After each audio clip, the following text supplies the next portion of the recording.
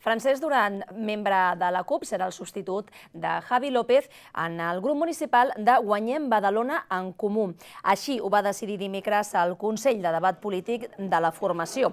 La quarantena de membres assistents a aquest Consell va coincidir, sense que calgués votació, en respectar l'ordre de la llista aprovada per l'Assemblea de Guanyem l'any passat.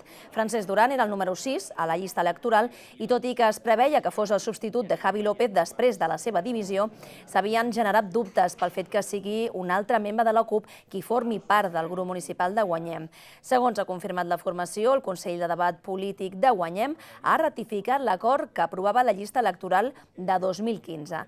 El Consell de Guanyem haurà de decidir també qui substitueix Duran en el seu càrrec com a assessor del grup municipal. No revelaré secrets.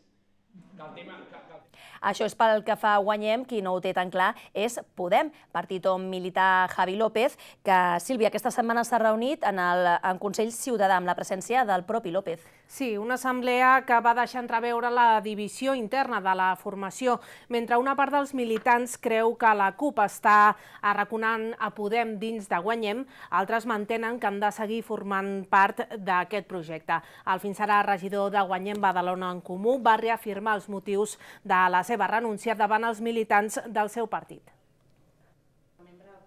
Javi López va concretar que el projecte del Canal del Gorg ha estat motiu de disputa dins el govern municipal, ja que ell no era partidari de tirar aquesta obra endavant.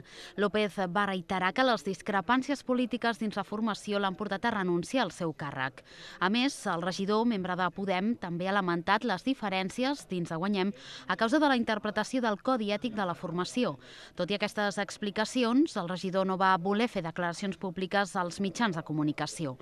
Durant l'assemblea es percebia divisió entre la militància, ja que alguns dels assistents consideren que Podem té poc pes dins de Guanyem en comparació amb la CUP. D'altres, però, es mostren d'acord amb el Consell Ciutadà de Podem Badalona, que reitera que de moment seguiran donant suport a Guanyem. La nostra relació parteix des de la construcció d'un subjecte polític com és Guanyem Badalona en Comú, que està configurat d'agents socials i altres, està configurada de manera heterogènia. Podem és un més dins d'aquesta configuració i dins d'aquest subjecte polític.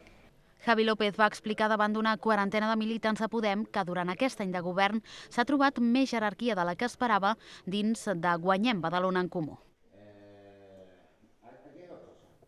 El govern, per la seva banda, ha reconegut aquesta setmana que Javi López es va trobar a l'àrea d'espais públics totalment desmantellada i que no l'ha pogut gestionar com li agradaria. El tercer tinent d'alcalde, José Tellez, ha explicat que les discrepàncies a les quals es referia López en la carta de dimissió no són ideològiques, sinó que tenen a veure amb el funcionament de la institució. L'administració té uns tempos, les empreses tenen uns drets i evidentment, a tots ens agradaria anar més ràpid i nosaltres consideràvem que havien de respectar els tempos precisament perquè tots els passos que féssim estiguessin consolidats i es poguessin mantenir. Però no són discrepàncies ideològiques de fons, sinó de ritmes.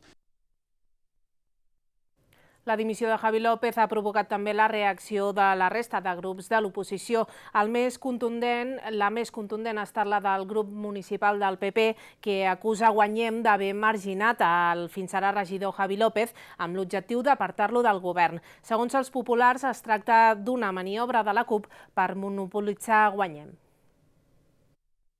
Nosotros creemos que Javier López no es más que un cabeza de turco ante la incompetencia de este gobierno y que al final este gobierno quiere focalizar su falta de competencia y su mala gestión, quiere focalizarla en esta persona y además esta maniobra también sirve, como he dicho antes, para que la CUP monopolice el poder en el gobierno municipal y también en la plataforma política de Guanyem.